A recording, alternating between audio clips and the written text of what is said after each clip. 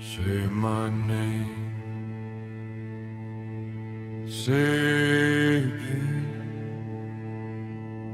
Say it like you know my sin.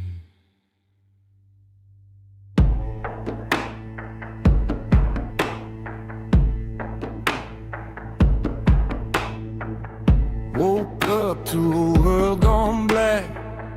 Every eye on my back.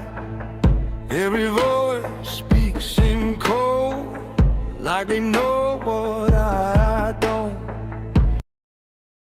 Hands clean but they don't care. Truth dies in the air. I can feel it closing in like a sickness on my skin. They don't want truth, they want a fake, something easy they can't replace. I feel it crawling under my skin. Tell me, where do I begin? Play devil's advocate for me now. Break their story, show me how. If I'm wrong, then let me see. But no one stands, no one speaks. Say my name like I'm the curse. Say it loud, make it worse. If I'm the monster they believe, then I'll be what they need.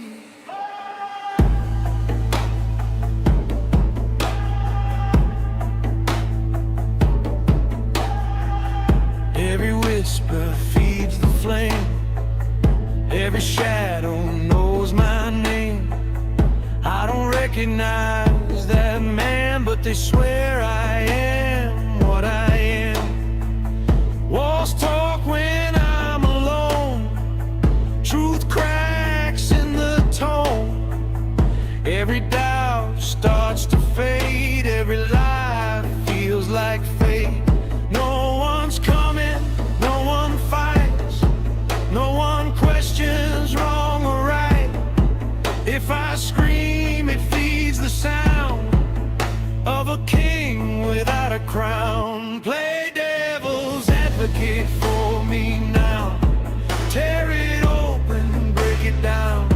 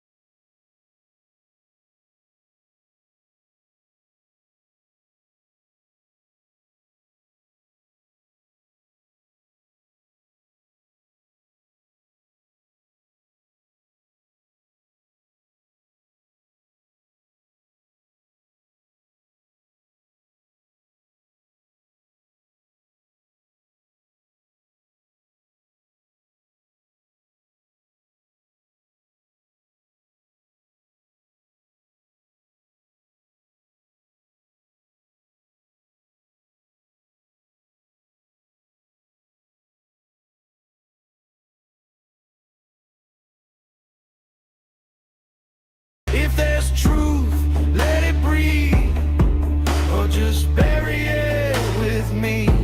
Say my name like I'm the curse. Drag me deep or make it worse. If I'm the monster they believe, then I'll be what they need.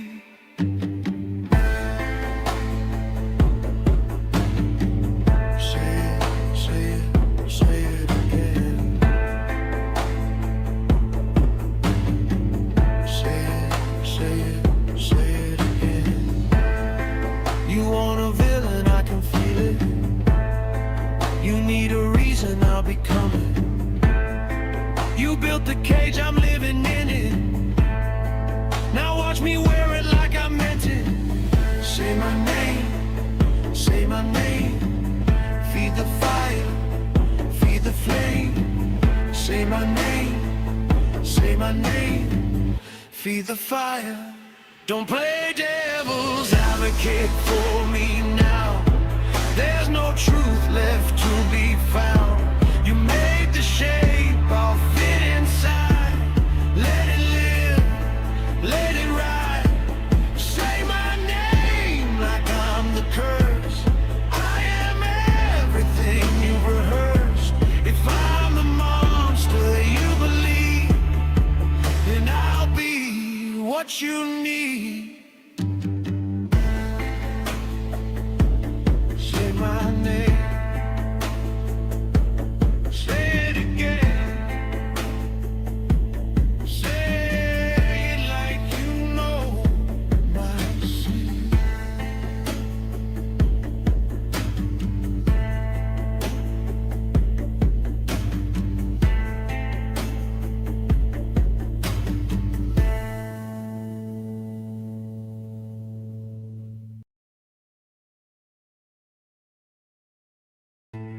Say my name.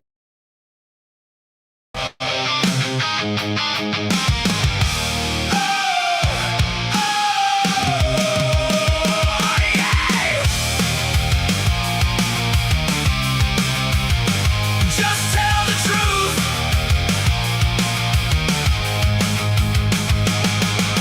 Red lights flashing on the 6 o'clock screen. Everybody talking but they never say a thing. Files all sealed while the people scream why. Truth gets buried while the headlines multiply. Gag order shadows cover up the stain. Public trust dying every single day.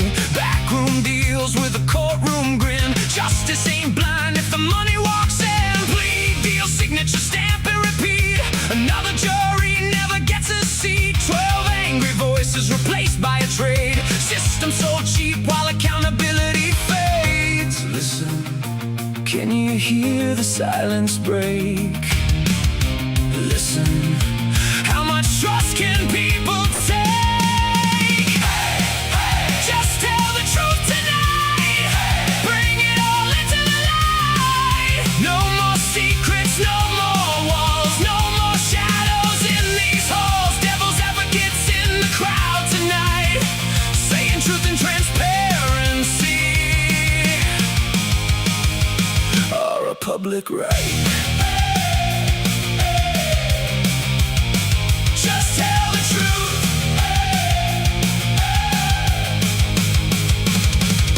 Settlement culture made the jury disappear. Fear gets traded for convenience here. Take the deal or roll the dice. That ain't justice, that's pressure disguised. People lose faith every single time when the facts stay hidden behind legal lines. Evidence locked where nobody sees. Then they wonder why the public don't believe. The Constitution fading in the haze. Deals in chambers rewriting the case.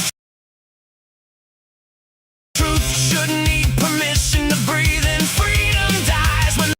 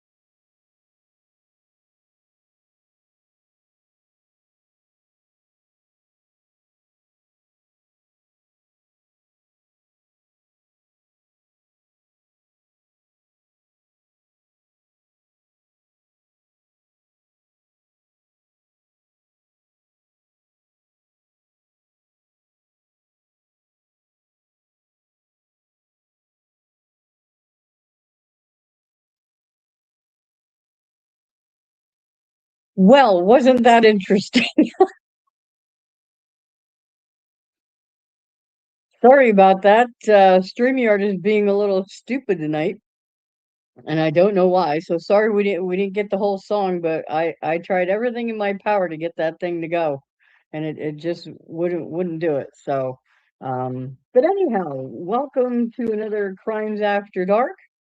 I'm Robin, for those who don't know, co-producer of the show.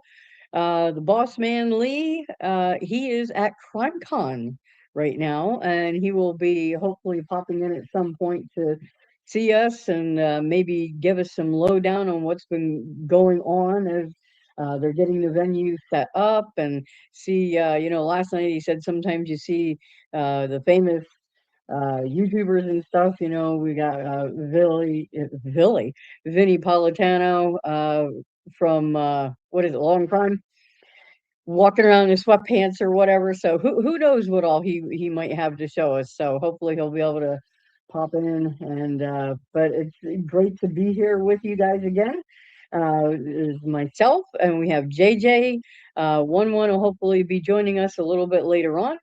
And Thursdays, Dego from over at True Crime Cafe is typically not with us on those nights, but you never know. He's always welcome over here in the den. And for those of you who are not aware, that's what we call our folks over here. You are denizens.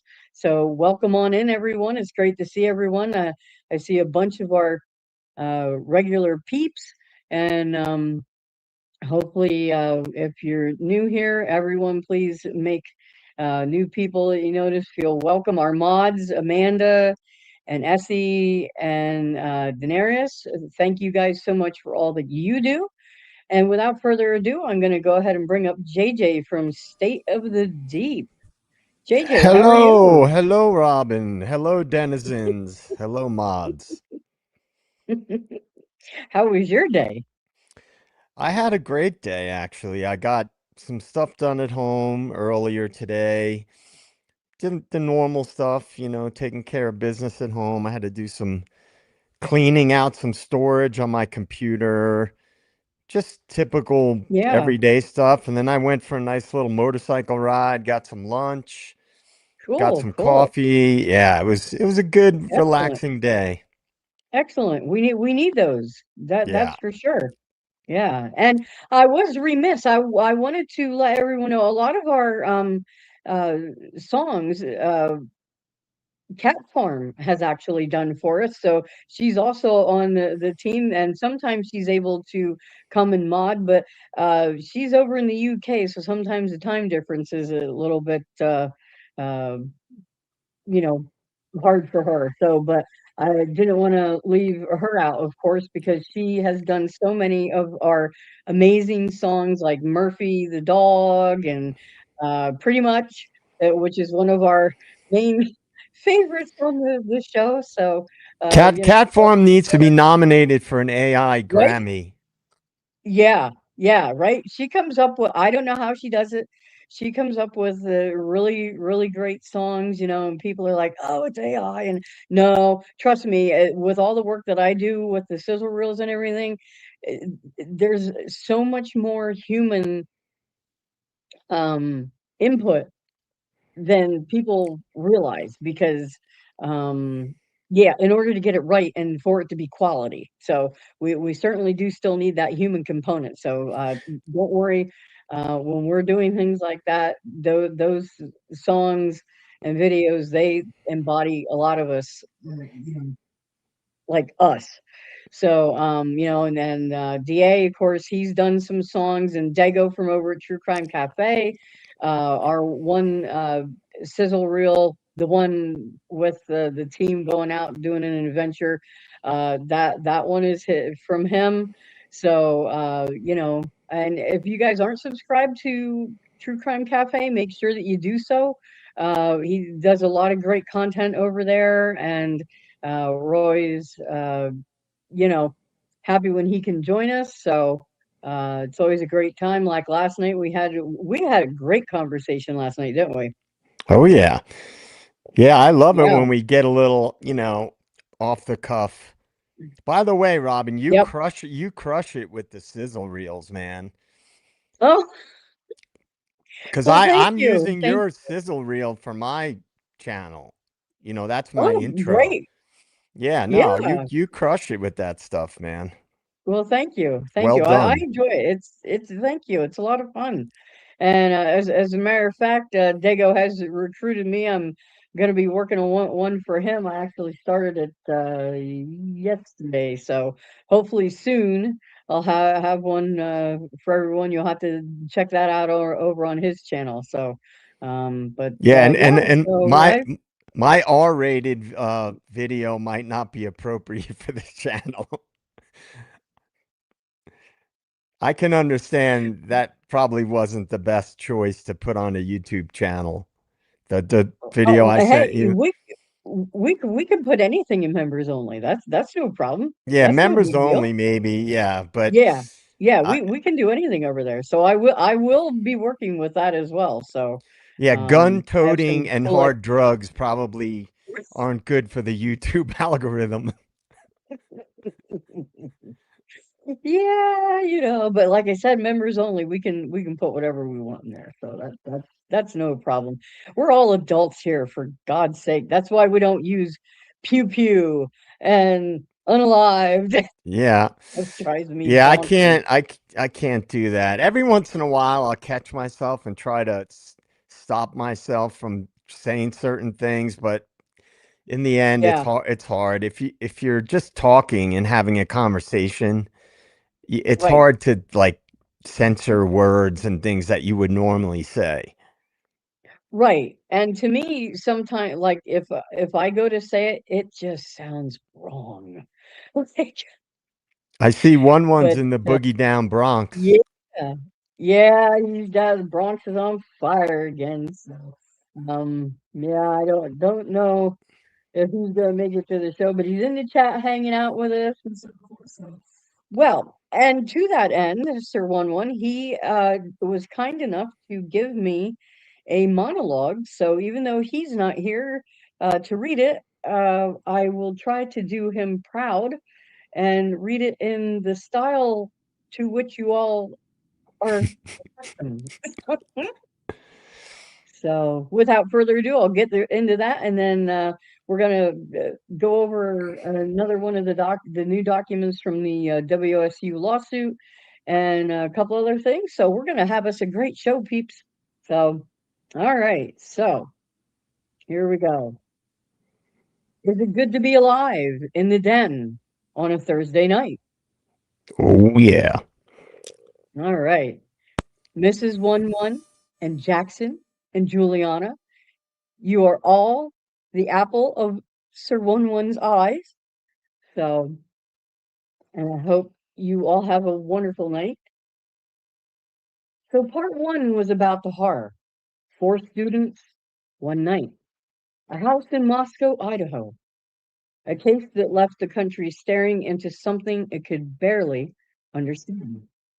But part two does not begin at the crime scene. It begins after, in court filings, discovery plans, protective orders, electronic evidence protocols, the quiet language of litigation, where terrible things are translated into deadlines, custodians' metadata, and records requests. Because buried inside these documents is a different kind of darkness. Not the darkness of what happened that night, the darkness of what may have been known before. The families allege that Brian Koberger, while connected to Washington State University as a graduate student and teaching assistant, showed a pattern of threatening, stalking, and predatory behavior they say was known to WSU before the murders. The filings say the civil case will examine WSU's hiring, supervision, housing, termination, threat assessment practices, internal communications, police records, and reports or complaints involving Koberger. And that changes the question. There is no longer only who committed the crime. Now it becomes who saw the warning signs, who wrote them down, who received the complaints, who decided they were not enough, and who, if anyone, failed to act. The documents point to nearly 90 potential fact witnesses, nearly 90 people who may know something, That does not mean every witness proves the allegations. It does not mean every report becomes a smoking gun. It does not mean liability has been established. But it does mean this story has moved beyond rumor. It has entered discovery. And discovery is where institutions are forced to remember the electronic discovery order is almost clinical on the surface. Emails, text messages, mobile devices, shared drives, cloud storage, search terms, hit reports, metadata, deletion indicators, edit history, and conversation IDs. But listen closely. This is not just paperwork. This is the anatomy of a timeline. The ESI order says known responsive documents must be produced, even if search terms miss them, even if they sit outside the usual custodial files, even if they do not show up where someone expected them to be. In other words, no one gets to hide behind the search bar. And then there is a protective order, a reminder that some parts of this case should never become public spectacle. Medical records, autopsy records, crime scene images, graphic material involving the victims. The order makes clear that these materials are to be protected, restricted, and handled with care because this is not just evidence, it's family trauma. So tonight, we're not chasing gore, we are chasing the paper trail, the texts, policies, warnings, escorts, the reports, the records that may show what was known, when it was known, and what was done with that knowledge. Part two is not about staring harder at the killer. It's about looking at the system around him. The university, the program, the supervisors, the police records, the threat assessment process. Because if there were signs before the storm, then the question becomes impossible to ignore. Were they missed? Were they minimized? Or were they seen clearly and left standing in the dark? Tonight on Devil's Advocates, we go deeper into the documents, not for shock, for accountability, not to exploit the victims, to follow the evidence. Because sometimes the most haunting part of a case is not what happened in the dark. Sometimes it's what was sitting in the files all along. And with that, this is Devil's Advocates. Great intro. He comes up with the best intros. So thank you very much, One. We appreciate that. Well done. So I always try to read it to say, but I don't have the accent. That's the only problem. I don't have that good New York accent. So You would be great yes, for voiceovers, Robin. really? Yeah, Oh, well, thank you. I told Thank you I you. love your voice. I think you have like a Oh, good, but like you could be like a character on like a cartoon or something. You know that how is, they, there you those go. people who do voiceover artists and stuff. Yeah. Oh, yeah. Yeah. Oh, well, it's like my book narrator. That poor man, the stuff that I throw at him, everything from Irish accents to, just and what's weird is it's hard to find a male narrator who does female parts well, and he does. It's he doesn't do a falsetto. It's obvious that it's a woman speaking, but it doesn't sound weird. Yeah, So, but yeah, I would love doing something like that. Oh, maybe that could be another career. yeah. Yeah. Or do So your own stuff. Like do your own voice. What do they call it? Narration. yeah, the narrator. Yeah, I don't know. I have to think about that. I've often wondered about doing that. So I don't know. You've given me some food for thought, sir. Yep, that's what I'm here for. I know, I know. So we are going to get into, and I just have to get the right wing. I have my extra monitors, and I want to bring up the right document for us to look at. Okay.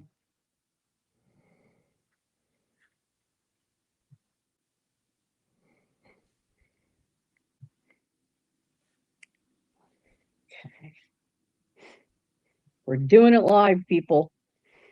Doing it live. Oh, and I think, yeah, that's right, doing it live. At the beginning of but actually beforehand, Lulu became a member, and I wanted to remember to welcome her, to the denizens, to the imps. So thank you very much for that. There is a whole wealth of members only things to watch, all kinds of footage from boots on the ground that DA has done, special videos, behind the scenes kind of stuff, of him, walking around different places and so forth. So some drone footage, the footage of him and Rhonda walking around the King Road area, as well as him and Joe during you guys' trip. So there's just all kinds of stuff you guys need to go check out. But so let me share this.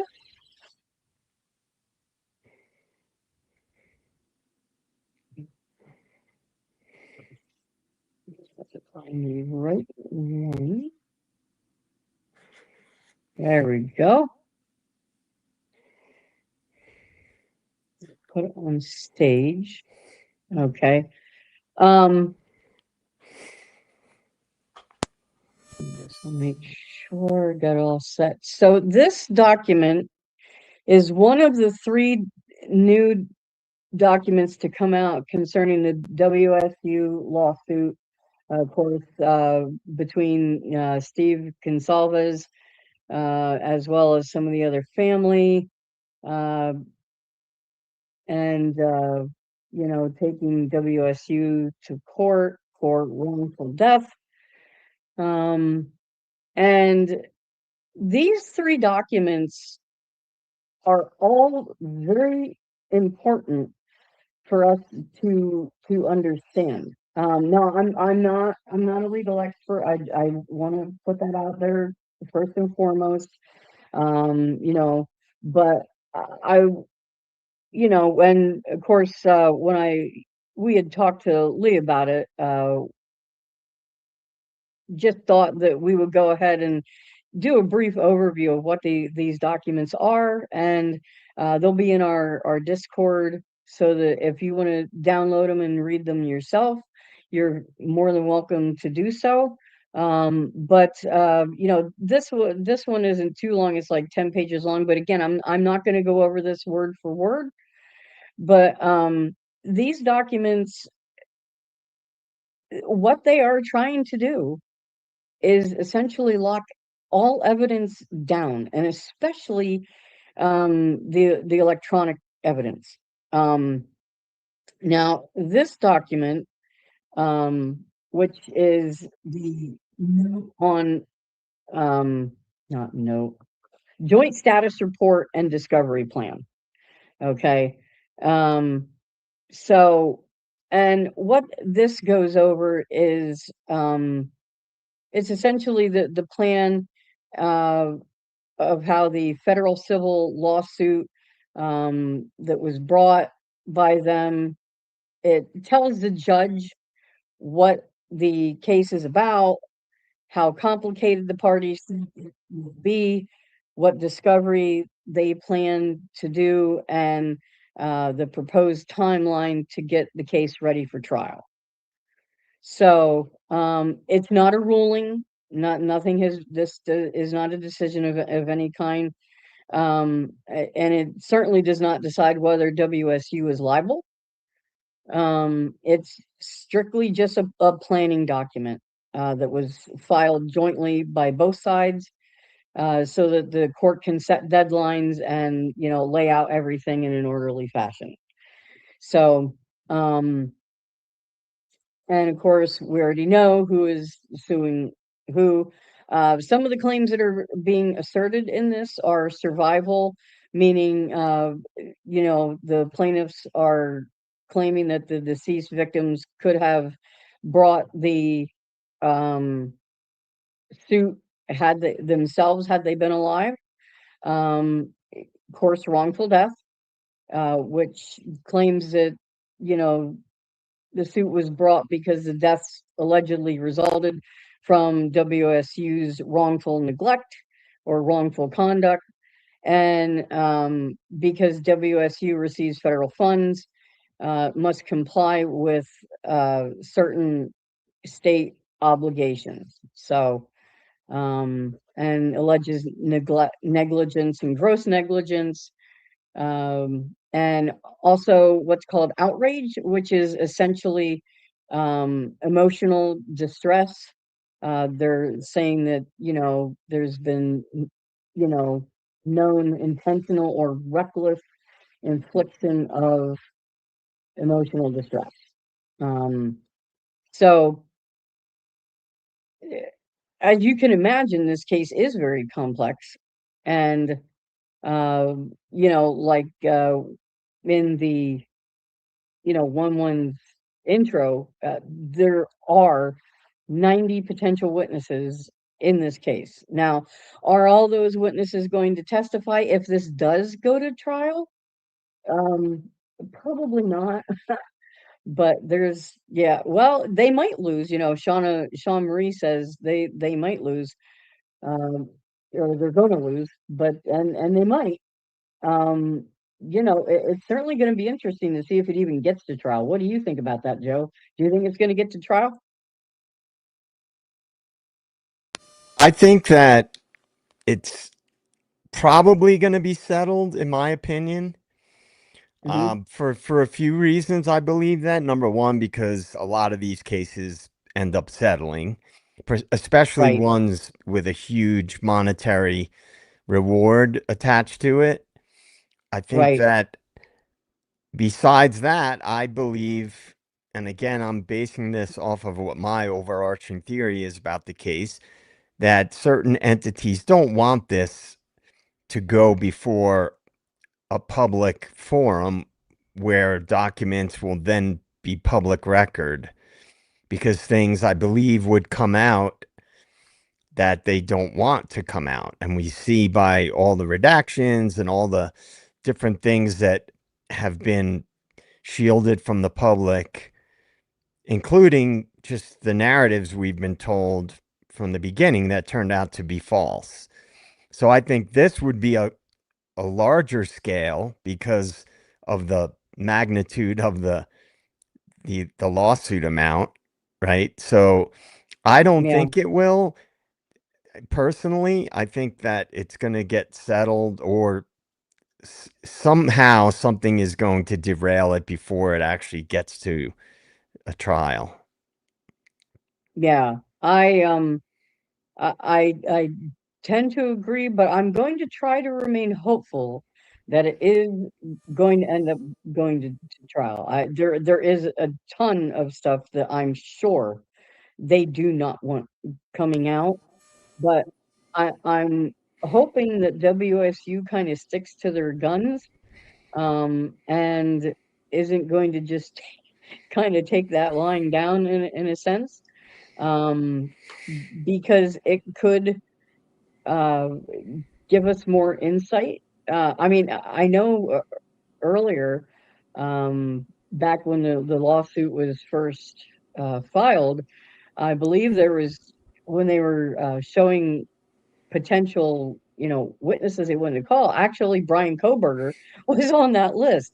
Now, wouldn't that be something, which I don't know how, whether he would even be allowed to testify or whatever, but or would, but that would certainly be interesting. So, um, but yeah, so I hope that it goes. But like you said, look how many, you know, Lee, he's always saying, you know, we have lost our jury trial in this country, and it's that is largely true, unfortunately, anymore. Yeah, and it's one of those things where I think we would all like to see some discovery get presented that was shielded from the public leading up to the criminal trial, right? A lot of Right. things we were told from the almost the very beginning up until the plea hearing turned out to be complete nonsense based on what Thompson's uh, disclosure of evidence was, when he had to present the evidence they had against Brian Koberger. So Yeah. with a case that's a civil case where they do a lot of discovery, and you're talking about a defendant that has major financial backing as opposed to Brian Koberger with a public defender, then you would have more capacity to demand more, ask for more disclosure, more discovery. So Mm-hmm. I just don't think they're going to allow it to get to that. And again, you have to remember what my overarching theory is. If Mm-hmm. Koberger was working in conjunction with any of the NIJ funding, Mm-hmm. which I've heard a lot of different things, and that some things allude to the fact that he was, based on things that he was working on and based on things that seem to be disclosed, like, for example, that he was going to interview. He had like an interview planned in relation to the NIJ funding with somebody. I remember Bertie talked about it. It was a while ago, so I can't remember Yeah. exactly the thing, but I remember that there are different peripheral things that sort of suggest that he was working with that funding, and it would make logical sense. He was a Sure. PhD criminology student. That's what you do as a PhD candidate. You work as a researcher. You work Right. on research programs and fellowships that come from particular grants that universities get. So if that was the case, they may not want that stuff to get out to the public. And there could be, I don't know this, but there could be national security implications because it was funding from the NIJ. Right. So, Yeah. which is And that is federal. very true. Right. Right. And a lot of that stuff, of course, the federal stuff. I mean, these orders do documents do deal with the federal part of that as well. So not only are they locking down things, on the state level, but also on the federal level. So yeah. So I just wanted to to Avi's point, being judged by a jury of morons is no gift. Well, yeah, but that's your right as an American citizen to be judged by 12 peers. Now, I do agree that people do need to perhaps understand uh, more about our jury system. I don't believe that is studied enough in our schools.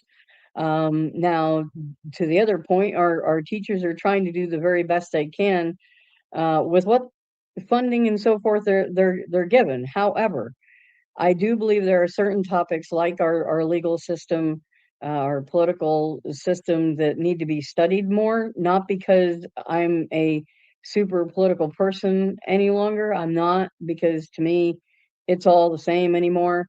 But, I don't want to get too far off on a tangent on that, but it is still our right to be judged by 12 of our peers. And this is again where it's important for the lawyers in the cases to make the jurists understand what the cases are and all the facets of it. But unfortunately, I believe it was Dr. Turvey said, what, I think JJ, something like 11% or something like that of actual evidence ends up being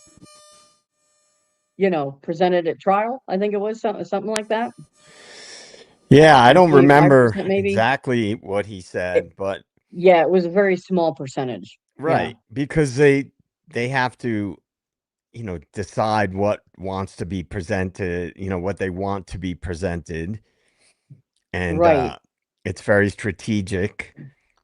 Yeah. Um, so, just like with the criminal trial, we all heard rumors. I don't know if it was ever substantiated that they weren't going to use the DNA evidence, and it would make a logical sense based on the fact that the actual DNA sample did not point to Brian Koberger. Yeah. So Yep. it would not make sense for the prosecution to want to present that. So they basically use that to shape public opinion when, Of course. when it in fact wasn't even relevant. Yeah, absolutely. I wholeheartedly agree. And Crime and Chaos says, I still really want to believe the parents are doing this to get the truth out there. I'm starting to think it's a pipe dream, though. Well, Crime and Chaos, you are voicing something that many of us, I think, feel. We want to believe that the motives are altruistic. We really do, because, like we're always saying here on Devil's Advocates, we're not out to victim blame. We're not out to attack anyone. We want to attack injustice and to bring to light the actual truth. And so, I think that is one of the reasons that I am so hopeful, crossing my fingers that this thing does go to court, because maybe we will get some answers. And I know a long time ago, back when shortly after the atrocities happened, Steve said, he wanted this to go to trial because he wanted to know the full truth.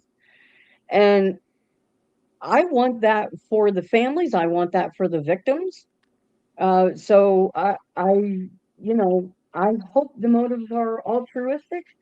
But one has to ask sometimes, depending on how things are portrayed, if that is the truth or what the actual real motives are. So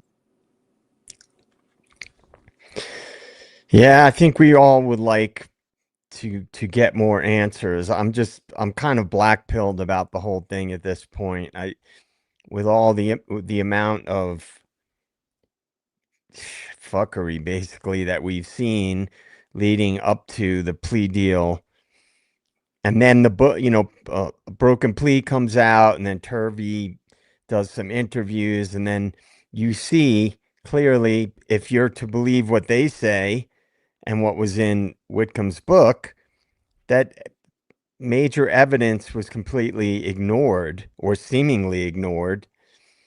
hmm So I just don't have a lot of faith right now, because I think that there's corruption involved, and when money is involved, there's always in my opinion, some type of corruption attached to it, big money. And yeah, what is it, a $400 million lawsuit yeah, thereabouts? yeah, I yeah. mean, that's major, right? So Oh yeah. it would, to me, even if, let's say, for example, let's just hypothesize for a second. Let's say Koberger was working on one of the NIJ grant research projects, right? hmm Yeah. Or another. It might not have been NIJ per se, but it could have been some other federal funding, which all universities get. Then there might be other things that would be exposed if it did go to trial. I'm not even Right. saying if Koberger was a witness. I'm saying just about that funding, that if he was working on it, then that type of stuff might be part of that, his history with WSU.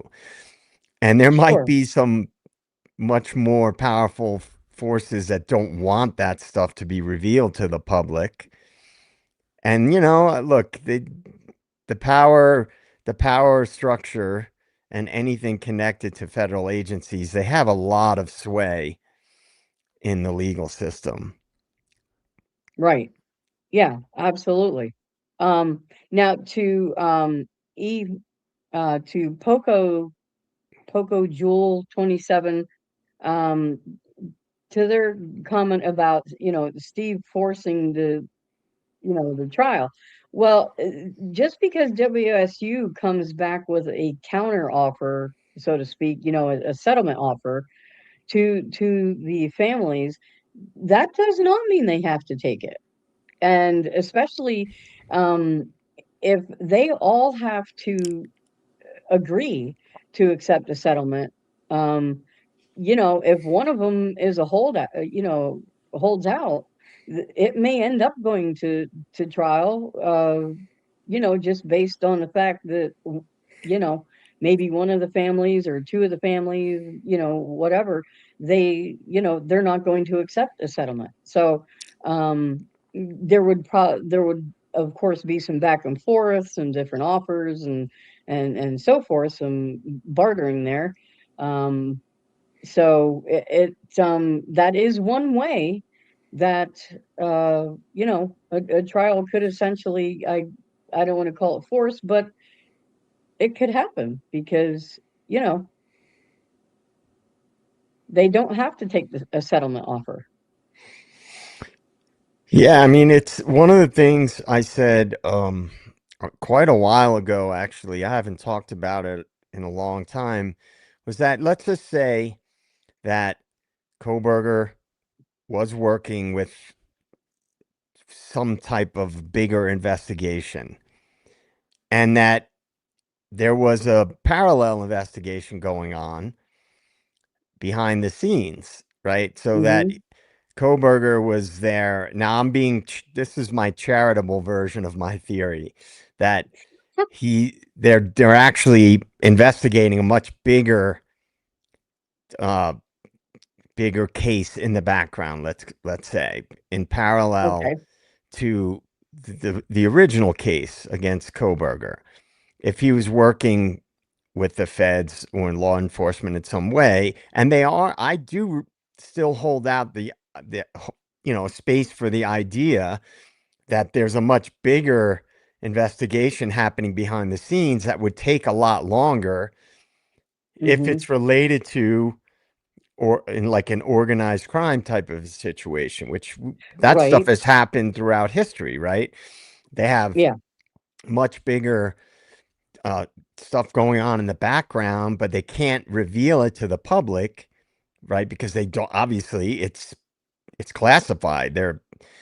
If the FBI is investigating an organized crime related thing or trafficking, something along those lines, then they can't tell the public because then they would be divulging, information Right. about an ongoing investigation. I still think that's a possibility.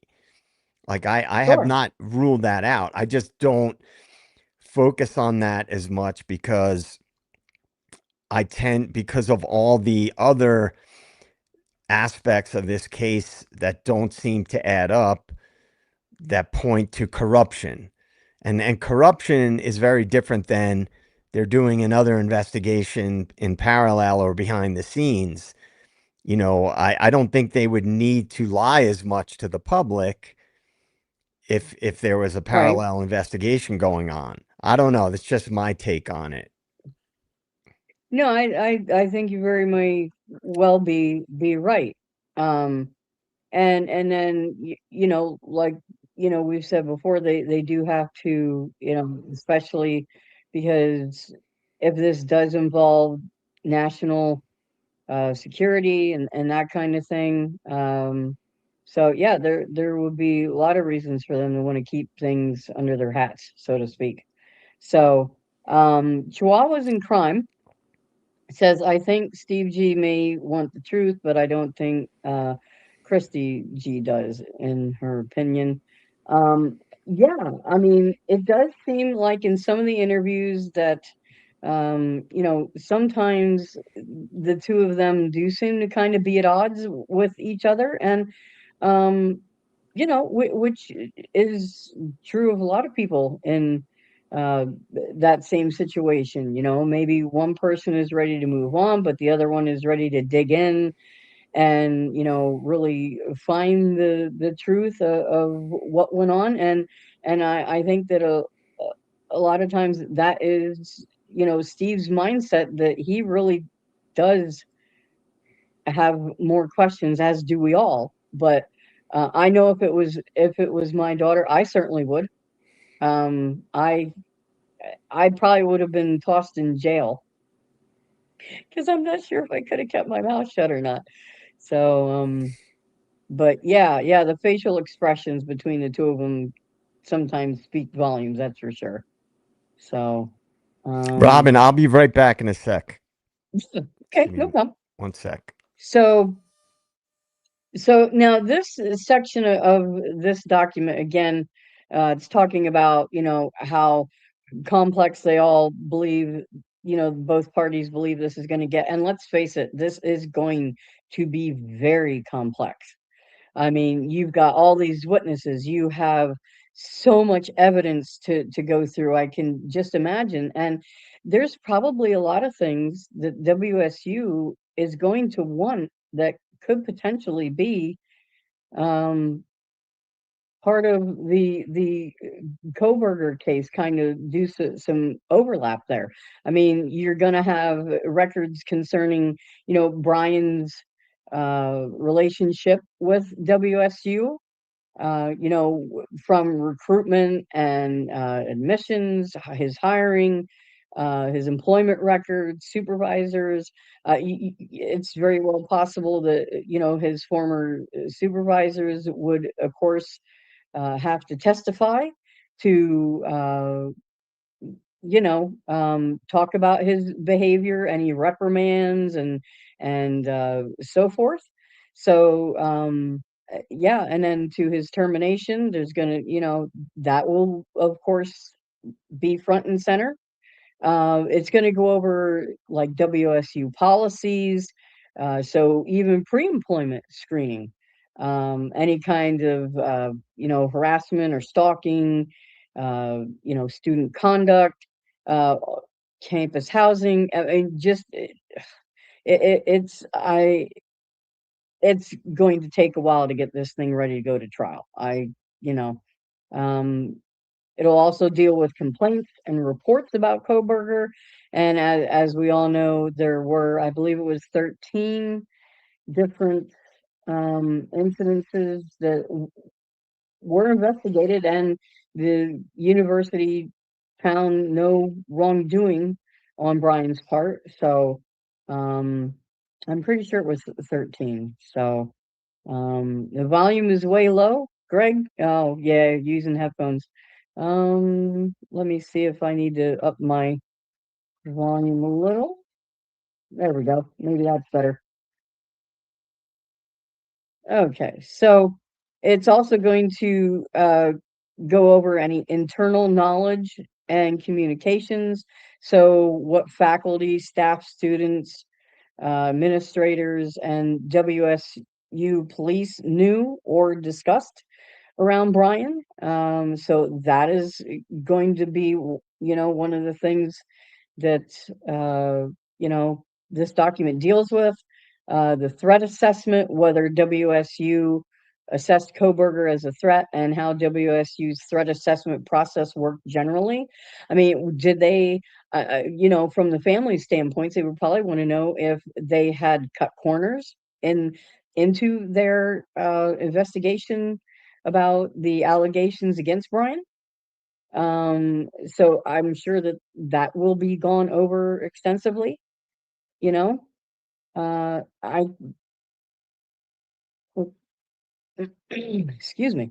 Also WSU police records, which would include most likely like the security escorts of female students, faculty, and the staff.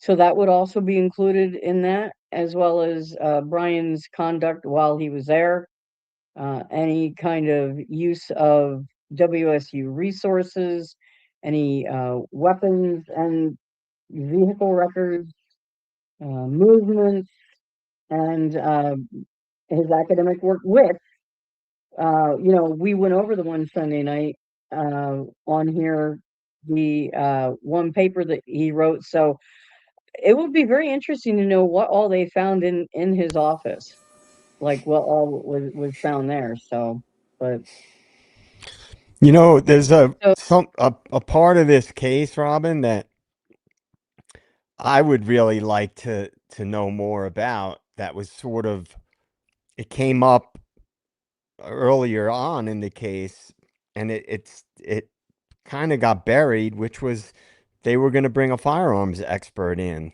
The defense right, was going to bring a yeah, firearms expert in. Now, mm-hmm, supposedly, Koberger had a Glock pistol in his apartment, right? That was something I yeah, believe when we saw what was collected early on, they had the list of different things that were collected as evidence, and that was one of them. And then the defense was going to have a firearms expert, and again, right, I've discussed my theory that it's possible that a firearm was used in some way, shape, or form in the commission of the crimes. mm-hmm. And that kind of got buried. And that's one of the things that I would be curious to see if we ever see discovery in this case, if that comes up. Well, and it certainly would. It would have to because, uh, yeah, and at that point, if it does, what will that do? I mean, a lot of things hinge as to whether Brian actually does file for post-conviction relief, and I think is it September the 1st? It's right around the beginning of September. That's, the time is up for that. So, this summer is really gonna be interesting to see whether or not he files for that or not. Yeah, And if he does, and if it's brought up that there was a firearm, that again will be very interesting to see how that both things affect one another. I don't see this lawsuit happening until probably like next year, their trial. I mean, if it goes to trial. I mean, there's just so much evidence. I would think that there's a lot to go through till. First of all, what could take a while is the two parties arguing back and forth about what discovery WSU is allowed to have. right. Oh yeah, that stuff takes a long time. You Yeah, know, that and whole especially process. because yeah, and because the families are probably going to fight on against certain things being handed over to WSU.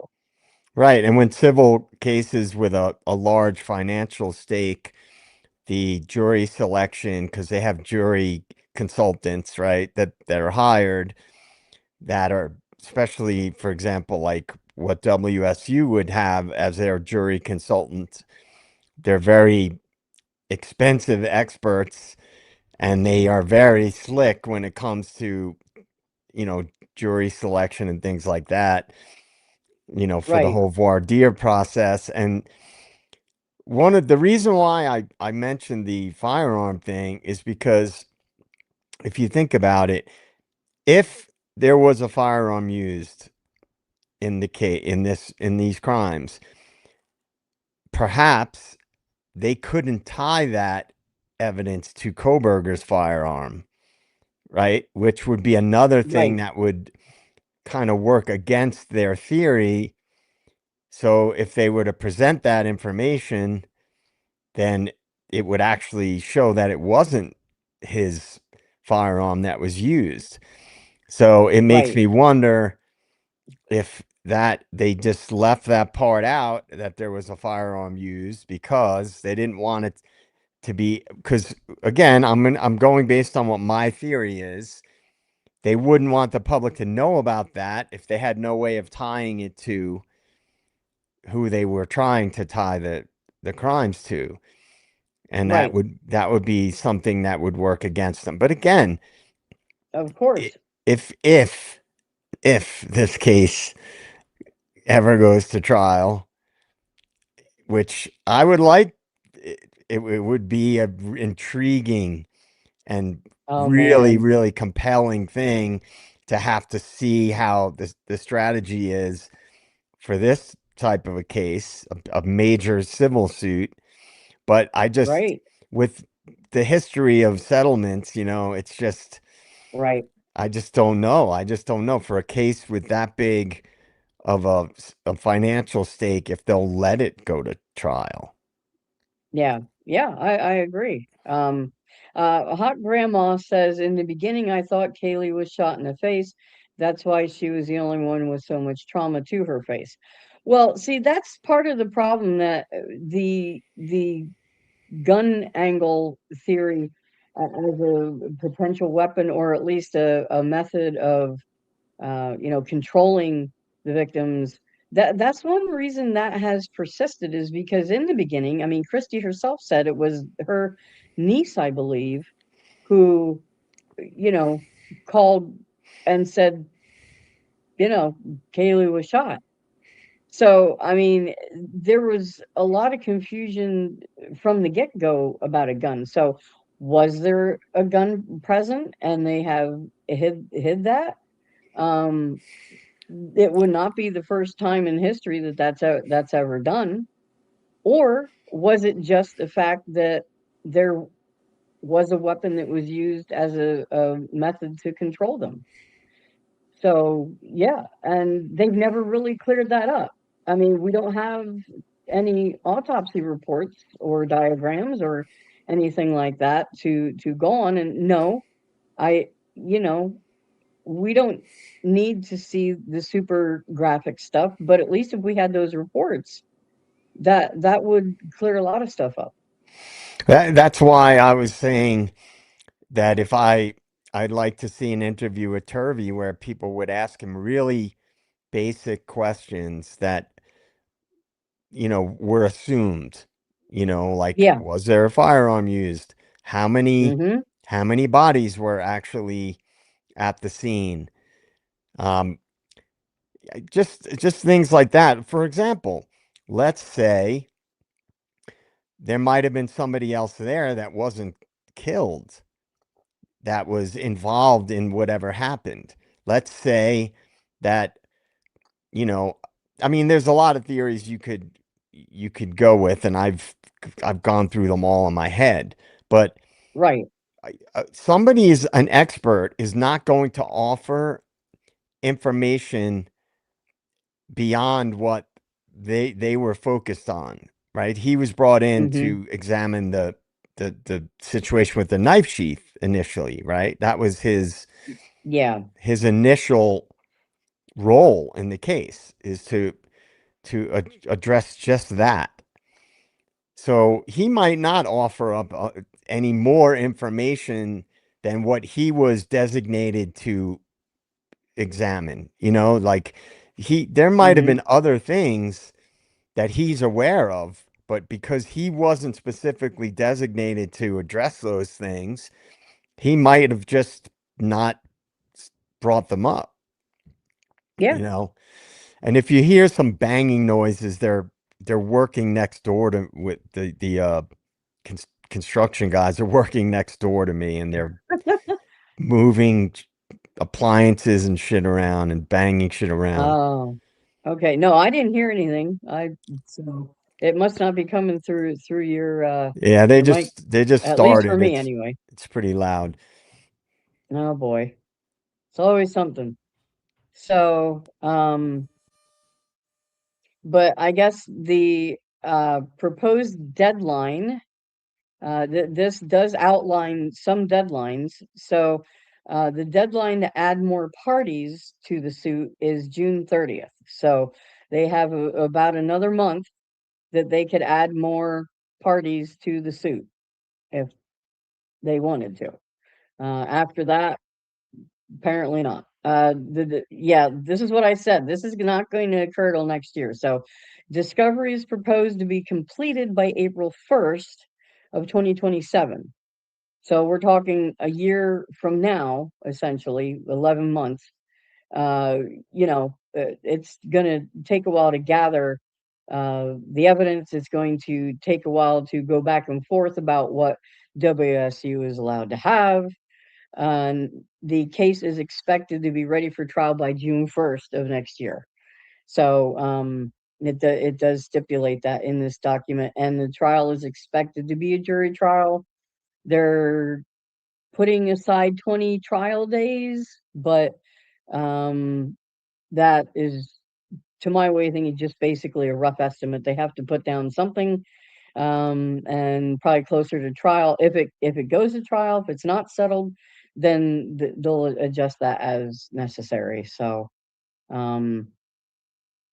and it does say, oh, the parties say they do not expect to settle promptly and do not plan to use alternative dispute resolution right now, but they may revisit that after discovery. So, as it stands right now, nobody's talking settlement.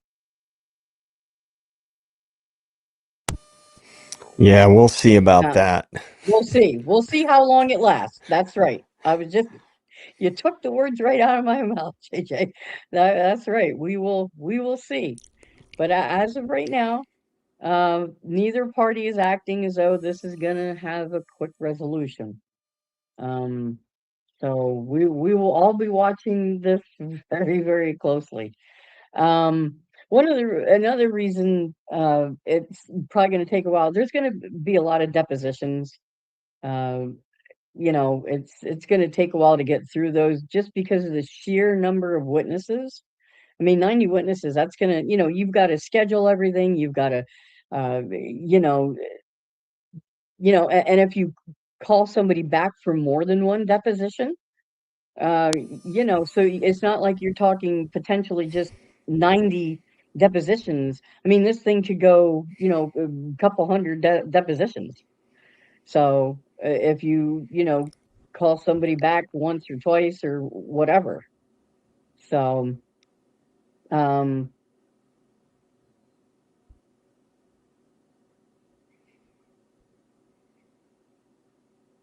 and I guess WSU is stipulating that they would like the depositions of the surviving family members to happen later on down the road, in later in the process. And the plaintiffs are not opposing that at all. So, but they still want to conduct damages discovery when appropriate. But so right now, both parties are agreed that deposing surviving family members won't happen until later on. Now, the reason that could be is because if it does get settled, that will save the families from having to potentially reveal information. I mean, that's kind of how I would interpret that. What do you think, JJ? Um, I don't know that. Hold on a sec. My screen just minimized. Okay. Um, I kind of think that the whole lead up, because when is it supposed to actually start? So they're saying The, proposed deadline, that's June well, the 30th. trial, yeah, the trial is expected to start by June the 1st of Oh, I next don't year. think that's gonna happen, man. I'll be shocked. Yeah, I'll be like we said, that's a long ways off. So anything can because happen until then. I just so all the, like you were talking about depositions, right? How Right. what has do we because I haven't really followed this lawsuit closely. I know some people have followed it much more closely, and it's partially because I'm so black-pilled about the whole thing. It's like if they're supposed to be starting this trial, it Hmm. seems pretty quiet. What you would think you would be like hearing about if a major lawsuit like this was getting ready to go to trial. So it's almost like they're trying to kind of not get the public that interested in it, like we Yeah, are. like kind of keep it under the radar. Yeah, kinda. because we're all Like, interested, like you know. anybody who's following the case, like I'm interested in how this would play out, but because I'm black pilled and I think it's gonna ultimately end up being settled, I and maybe it's not a good thing that I'm black pilled about the whole thing, but that's just the way that I feel. So it's Yeah, hard for me to get invested in something if I'm black pilled about it. It's just kind of how I feel about sure. Well, corruption and things like that. So all the things that would have to happen leading up to a something of this magnitude, a civil suit of this magnitude, it doesn't seem mhm. like it's happening. I don't know. What Well, do you think no, about that? well, not yet, maybe. I think that the families could potentially not, because of all the media hoopla, surrounding this whole thing. Maybe they are not really wanting it to, get out there. Maybe neither party is really like making big waves, trying to keep things kind of, to a dull roar instead of a raging inferno. And Isles of Shoals says Kathy at the Indie Zone is the go-to on this. She watches it very closely. Kathy, she's phenomenal. Yeah, and I know she is really watching this very, very closely. Good for us that she is, and not that we are not. But it is. I think it bears close watching, especially when you consider you have the Ewu, uh, you know, uh, thing going on at the same time, kind of. So to me, you almost have this trifecta. You have Brian potentially, although it's been total crickets over there as far as whether he is going to file for post conviction relief. Can you imagine if all three things are happening like boom, boom, boom, kind of simultaneously in a way? I mean, you've got this getting ready to go to trial, the WSU lawsuit. You've got the EWU lawsuit going on, and then if by September Brian does actually file an appeal for that, wow! I mean, that thing, it, that's going to be just nuts if that happens. Not that it will, but and when I talk about that, I'm not trying to be excited for the spectacle of it. We all want the freaking truth. So to me, however that happens legally and ethically, whether it's through the EU lawsuit, whether it's the WSU lawsuit, or whether it's a combination of those two things, and Brian filing for post conviction relief. Um, we just want the truth, and we deserve the truth. But the one of the things that I'm kind of thinking in the back of my mind that I've kept in the back of my mind is that they could be working on a settlement right now. And that's the Yeah, reason why we're not hearing a lot about it or as much as you would think, right? right. Now, this document does say that they're not, but that doesn't mean anything.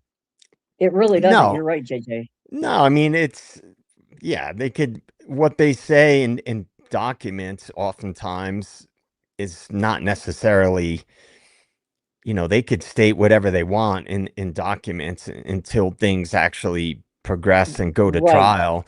But until they really start getting down to the wire, like in my opinion, I would have thought that this would be bigger news and outside of the true crime community, like it would be a big deal.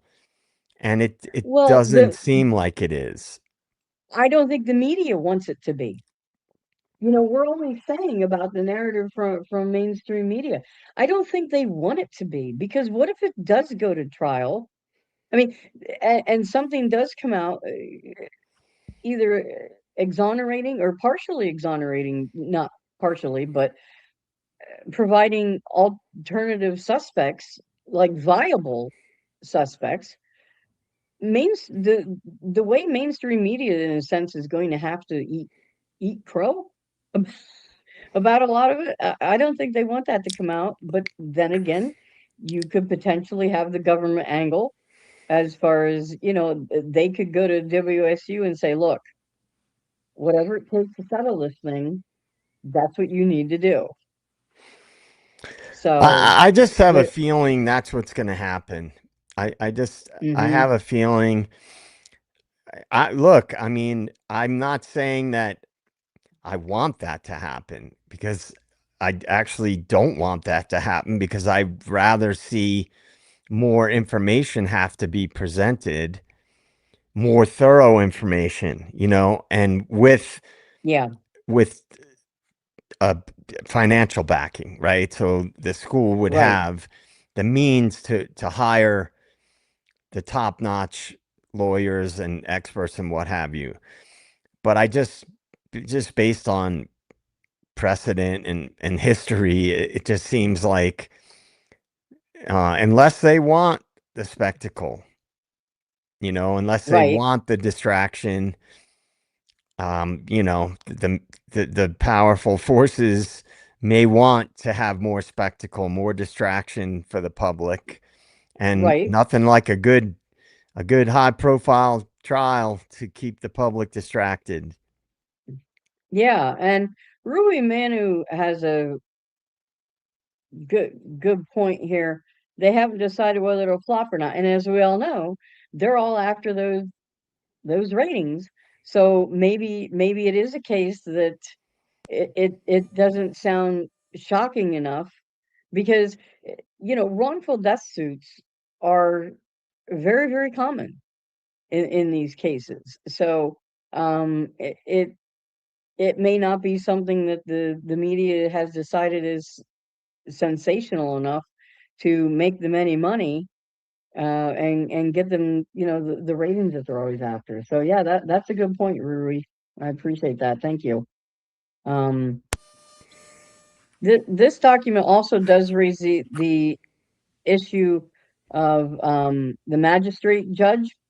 The parties do not agree to let magistrate judge Michelle Peterson handle everything, including trial and judgment. But they do think it will be useful to refer discovery management to her, which means basically they may want a magistrate judge to help referee discovery fights, but not to be the final trial judge. Now that's interesting.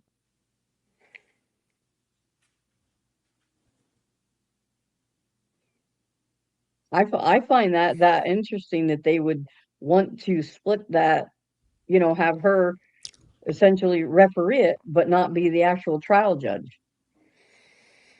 Why do you think that is?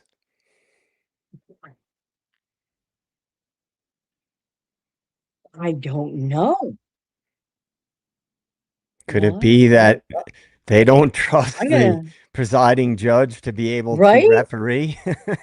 I'm gonna ask Wheels. We're gonna do it live. We're gonna do it live. Because that Why was the woman that would was in that Ewu hearing that we watched, right? yeah, yeah, yeah. Who Well, looks no, that like was she's just out of college.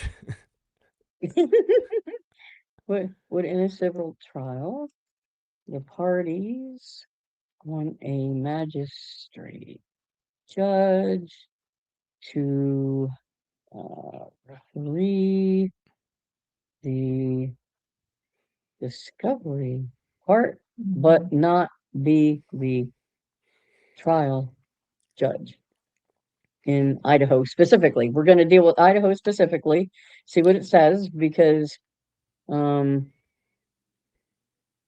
oh, actually, it is common. And there are several strategic reasons. In federal court, including Idaho federal cases, a magistrate judge often handles discovery disputes, scheduling issues, protective orders, and other pretrial matters, while the district judge keeps the trial. The parties can agree to this arrangement.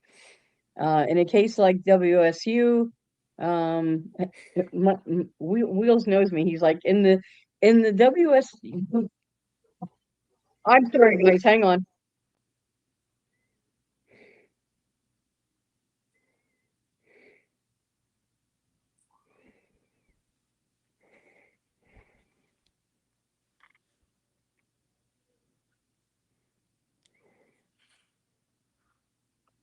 Sorry, guys. There was a really loud noise outside, and of course, it made the dogs go like crazy. Shush. That's McGee the crime dog. Anyway, so in a case like the WSU lawsuit, the parties might prefer a magistrate judge for discovery because discovery fights move faster with a magistrate judge. I did not know that. Um, so, and also magistrate judges spend a huge amount of their time handling. So it sounds to me like they handle more of the administrative stuff, uh, side of things, and then the trial judge handles, well, the actual trial. So I did not see. We learn something new every day. Yeah, this is not my area of expertise, that's for sure. Like the legal minutia and stuff like that. Right. And I make no pretenses that I am any kind of a legal expert, but we can certainly explore these things together. I find it very interesting we're doing it live. That's right. We like learning things together. So um so essentially, yeah. Will says the parties want an experienced referee. So Yeah, that kind of makes sense. yeah, yeah, because and when you think of a trial judge, I mean, they're overseeing more than just one trial at a time. It's not like, uh, so the administrative stuff could certainly be um, handed handled by someone else. So, um, yeah, that's very, very interesting. Oh, and it says they may not want to burn goodwill with the trial judge. Imagine 2 years of litigation where lawyers constantly accuse each other of, here we go, guys. See if this sounds familiar. Hiding documents, violating discovery rules, delaying production, acting in bad faith. So, Hitler saying, I don't want to be here. Uh, you know, could that be why? I mean, he didn't have it at first. It was judge, but uh, you know, um, not to seem like Anne could get any headway with him anyhow, but they a lot of times they would prefer to let the magistrate handle all the hand holding and the organizing and stuff. And then, when it gets to trial, maybe the judge will have a more favorable opinion of the lawyers. So I don't know. Yeah, and it's a high profile case. So Right. and I would imagine there's probably a lot of discovery Oh for my God, this. yeah. It Oh my just God. really like I can only imagine when you take into account all the digital evidence and like body cam footage and cell phone data and all these different things. Yeah. Yeah. Yeah, I wonder what I DA's doing right now. You think yeah, I know. he's glad I was like, handing? man, maybe he's hanging out with and hobnobbing with all the all the people over on law and crime and stuff Yeah, like that. And he's I believe trying to get some Nancy interviews. Grace. Yeah, trying to line them up, man. Well, I'll tell you what though, if anybody could do it, it would be Lee because he's the kind of guy he could sit down and talk to anybody about anything, and he could probably get him to lower their guard a little bit. So, uh, yeah, I know Martin We'll Day be said, having the Gonzalez's on next week. yeah, yeah. Wouldn't that be something? Oh my goodness! Wow. Yeah. Well, hopefully though, Lee's not getting punched in the face. Right? Hopefully, I he would won't need I'm to be actually raising some surprised bail that money. they would go to Crime Con right at the cusp of this lawsuit. You would think they would want to like keep it on the down low as much as possible. Well, maybe not. Maybe they see something just keeps nagging me that at least in Steve's way of thinking, according to his own words early, after this all occurred, is he really wanted to know the truth. And it I know he says, otherwise to the press and whatever, but I can't help thinking that somewhere within himself, he does not still have questions. So, uh, but yeah, and they know enough not to talk about anything regarding the lawsuit. I would think, I would hope. I mean, for their sake, I guess you would say. But yeah, I agree, Lana. This should be a bigger thing. Um, I Well, we'll keep trying to get the word out there. But so yeah, that's interesting about the two different judges. Why that parties would want that. That's really interesting. I did not know that. So, but okay, so that's pretty much the end of that document. So I'm gonna stop sharing that and get that out of here. I wanted to I'm so sorry. A few nights ago, somebody asked us to was it Wisteria? No, I can't remember who it was now. Um, to look into, kind of go over the case of Angie Dodd. Um, she had been raped and murdered. Um, it was June 13th of 1996. And this happened. She was also stabbed to death in her apartment in Idaho Falls, Idaho. She was only 18 years old, and it's just so sad, just just horrendous. And um, her body was found after she hadn't shown up for work. So, but I promised that we would kind of just go over that a little bit. So let me just pull that up here. And it took 23 years to get this case kind of, I guess you would call it, cleared up. A friend of hers, Christopher Tapp, he served 20 years in prison after being wrongfully convicted of her rape and murder, um, because of faulty evidence and a coerced confession. Um, and at the same time, the authorities continued to search for other suspects whose DNA would match the, what was left of the crime scene. And in 2017, Tapp's rape conviction was vacated and he was released from prison. But it took that long, and I'm going to share this so that you can see a picture of her. What a pretty young lady. Mhm.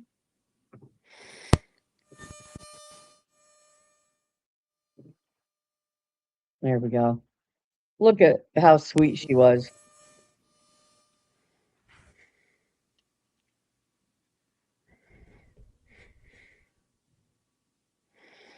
So just so sad.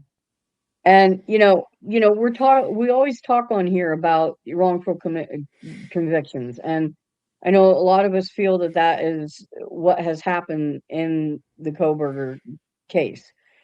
But there are a lot of other cases that we do like to talk about on here, from Delphi to the Letcher County, Kentucky, Mickey Stein's case.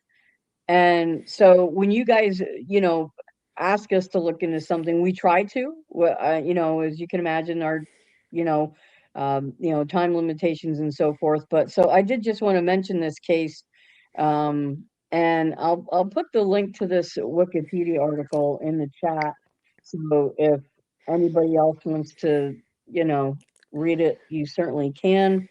Um, but this is why it's so important to get it right from the beginning so that we don't have innocent people sitting in prison. You know, a lot of these cases, because we studied this quite extensively in forensic psychology class, the read technique is tied to a lot of these false Yeah, confessions and coerced confessions. And yet it's still being used. You know, yeah, maybe not everywhere, but it's still being no, used. And they know that this is something that leads to false confessions, yet they still continue to use it. And you just have to ask right, why. Is it right, just because it's all about just getting somebody for the crime? Is it just getting a conviction, right? It rather right, than getting the right person that's guilty. And that is one aspect of our legal system that is really, really flawed. How many times have we heard yeah, about all these wrongful convictions and false confessions? And way back in the day, if you told people that someone would confess to a horrific crime that they didn't commit, they would tell you you're crazy. No one would do that. Well, then over time, when it was studied, they the two of the big things that came to the forefront were, number one, the unreliability of eyewitness testimony, and number two is that the read technique is prone to lead to false confessions. yeah, But yeah. yet these things continue to happen. And that's where a lot of the rules around, um, look, it can be very, very difficult to get a conviction. It can be very, very difficult for police to get enough evidence to even, take to the DA. I mean, that is the one of the biggest hurdles right there is whether or not you can get a DA to agree that it's worth their time to bring the case to, to approve it. And, then you can, off of there, you can go right into the grand jury and that whole situation. So, I mean, there are a lot of hurdles for police to make a case so that, but here again, and we're very lucky to have one who is, for those who don't know, he is a, police captain on NYPD. He does not speak for them. He does not represent NYPD, but he has 23 years of experience on the force. And as he is always saying, you have to investigate it properly. You have to, so that it does hold up. Whether it is in a grand jury, although that should just be abolished in my way of thinking, or, in an actual trial, uh, because if you don't get it right and you don't arrest someone with, correct evidence, this is what happens. You have somebody innocent sitting in jail. And that's not right because they can't get their life back. Like Yeah. Ryan Koberger, And one of the his life things is ruined.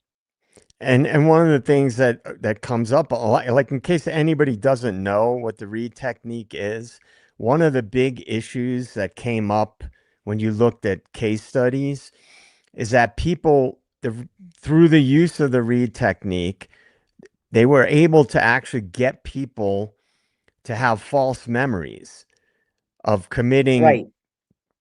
it's many cases. The West Memphis Three is a major high profile example. There have been many others, the Central Park Five, many other examples. But the read technique is basically it's a psychological warfare. Basically, they're allowed to lie to the suspect and tell them, look, your friend, we've got eyewitnesses. They said it was you. They saw you doing it, and they're allowed to lie basically to the person, and then they're also allowed to be very heavy-handed and basically psychologically abusive to the suspects. And then Yeah, people with a certain type of mental state, or maybe a certain weaknesses or certain types of personalities, are more inclined to be susceptible to suggestion. We all know about hypnosis and brainwashing, things like that. So people can actually develop false memories because they're being told, like, this person saw you do this, we know you did this, and they basically lie to the person.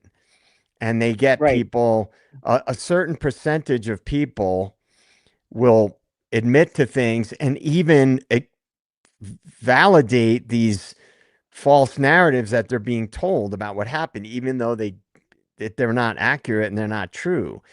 So right, this, for a long time, this was a controversial idea. There's no way that someone could have false memories. What are you talking about?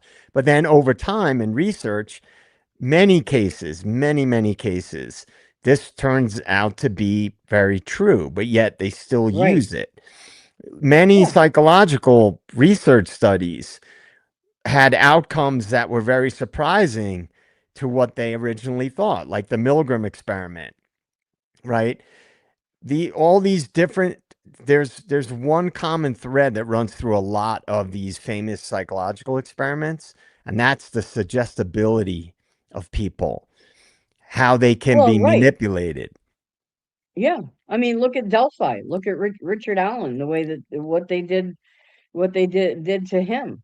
I Yeah. mean, convinced him there for a while, convinced him that, you know, he had committed the crimes, against Abby and Libby. And so, I mean, and Chihuahuas in crime, this is a really good statement. When someone innocent goes to prison, they become a secondary victim. And that is true because, like I was saying with Brian Koberger, he he's not going to get his life back. I mean, even if he were to be exonerated, I mean, what is he going to do? I mean, it would be very hard I mean, get a job. I mean, he's not going to be able to finish, his degree. Um, so, I mean, they are the second victim, a secondary victim. That's absolutely right. You know. So, No, but he's going to have a cushy job with the feds. oh, that's what I know. I know that's what you. So, and like I'm always saying, I am still not completely subscribed to concrete any one theory other than some way, shape, or form drugs are involved in this. Now, I'm not saying cartel necessarily, but we all know we've talked about this many times.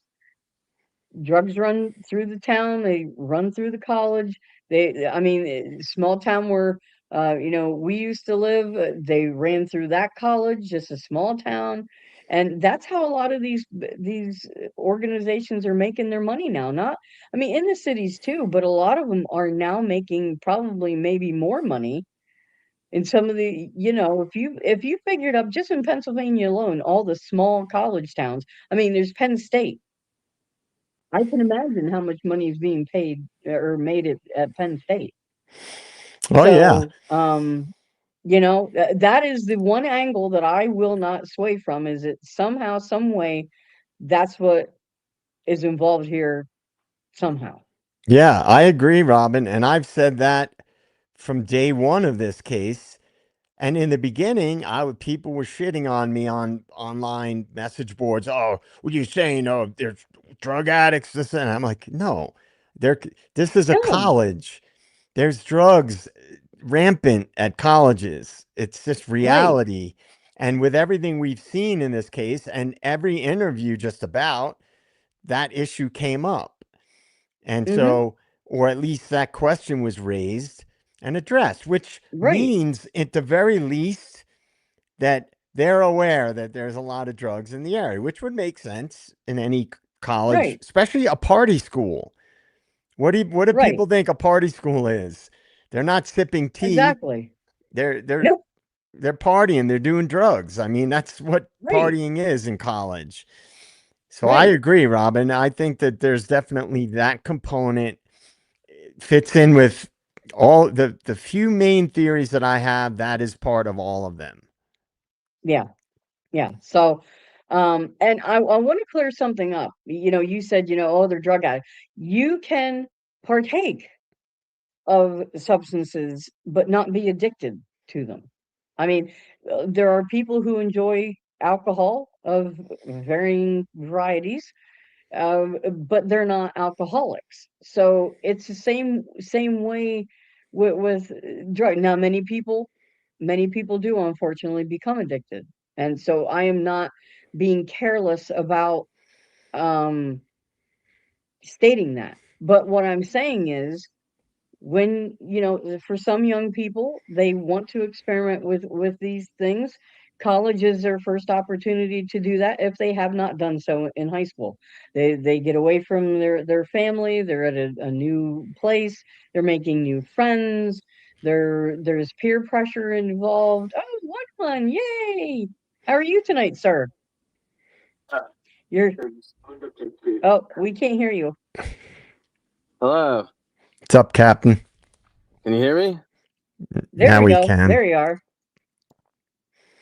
What's going So, on? I mean, yeah, well, we're just having us a good conversation here with the den about all this. So, we went over that one other document and that kind of thing. So, yeah. So when we're not accusing anybody of being an addict. So I wanted to make that really, really clear because you can use these substances but not be addicted to them. So, I wanted to be very clear about that. Uh, Yeah, and but I Robin, do, well, I was going to say to your point, like one thing that's really common among college kids is like binge partying, right? So they're not using drugs and alcohol maybe to the point where they're not functioning in everyday right, life. They right, party on the side and they might party real hard and then they go back to doing what they're doing, and it's a pretty standard thing on weekends, when you don't have class to party hard in college. right. Yeah, absolutely. So, I mean, but we know that potentially that is my ultimate theory, some way, shape, or form, drugs were involved in this. So, but that's my theory. That's just me. So, let's see. Social Deb, so so-called Deb. I don't know. So Cal Sorry if I'm Deb. butchering your name. Yeah, SoCal Deb. Okay, thank you. I couldn't put that together to save my life. Says alcohol isn't physically addictive. Some simply lose a desire or ability to cope with life. Without it, there's a difference, and others just enjoy it. Well, yeah, right. But no, for some people, it is physically addictive. And I'll tell you one way it is if you have had gastric bypass, okay, um, there is a very high percent of people who have had gastric bypass and become addicted to alcohol, like physically addicted. So there are some cases where yes, you do become physically and mentally. It changes your brain physiology. So it's and the same way for any kind of substance, whether you're talking cocaine, heroin, whatever. It changes your brain physiology. So but no, uh, a lot of the kids, in the colleges, it's more like you're saying, JJ. They're partying and having a good time, and it's a way to relieve stress from some of their more grueling studies. So, um, but yeah, so alcohol is addictive. So, And I have family members who are, you know, recovering alcoholics. You know, so I know that firsthand that yes, it can very well be physically addictive. So you're muted, JJ. Where are you from in SoCal? SoCal, Deb. I'm just curious. But yeah, regarding addiction, anything that rewires your brain, you know, can One, I become think you're addictive. addicted. I think one's muted now. Oh, No, I'm here. Oh, okay. Okay. I'm there's here. I need my. I'm not giving up my cigars. a. Sorry. You're not giving up your cigar. Well, I don't blame you there. I read a book. There's an interesting book. It was kind of pretty popular book a long time ago. It was called "The Brain That Changes Itself," and it was written by a doctor. Basically like a neuroscience related book, but it's related to like everyday scenarios and situations, and it talks about really interesting stuff like different addictions, different like sexual compulsions, different aspects of how neuroscience relates to these different things. And it talks a lot about how certain things that rewire your brain to be a certain way. And it's Right. like a lot of compulsions, which are basically forms of an addiction, Yeah. happen based on the way your brain gets rewired. And the interesting thing about it is that, for example, people with severe anxiety disorders like OCD, right? It's very Mm-hmm. hard to treat. OCD is, you know, for people with serious OCD, it's a very difficult thing to treat. And one of the things they say in this book, which is really interesting, is that what people used to try to do if they had like severe OCD or anxiety disorders is like they would have them talk about it with a therapist or a psychologist or psychiatrist, or, you know, give them medication. And what they talk about in this book is what you need to do is you need to break the circuit, because all these Right. compulsions have a circuit in your brain. Your brain's wired a Yeah. certain way with certain behaviors. And the way that Mm-hmm. you change those behaviors is when you start to experience them, rather than try to think about it, try to do these breathing exercises, you just do another activity. You force yourself to do another activity. And it's not easy at first. You do it little by little, No. even if it's only 2 minutes, you break the cycle. And then by doing that repetitively, it rewires your brain, it breaks that circuit. And that's like kind of like, now, now, now, what if you, what if you have a symptom of, an OCD, and your significant other tries to mess with you because she knows that you have it. Well, that sounds like a I, party, man. What are you talking about? Yeah. like I don't know why I understand. I'm listening to like what you're saying about it, and definitely I can't. Something makes like triggers in me, makes me nuts. If I see something that's like on the edge of the counter, like it could be anything. It could be a cup, a fork. It could whatever it is.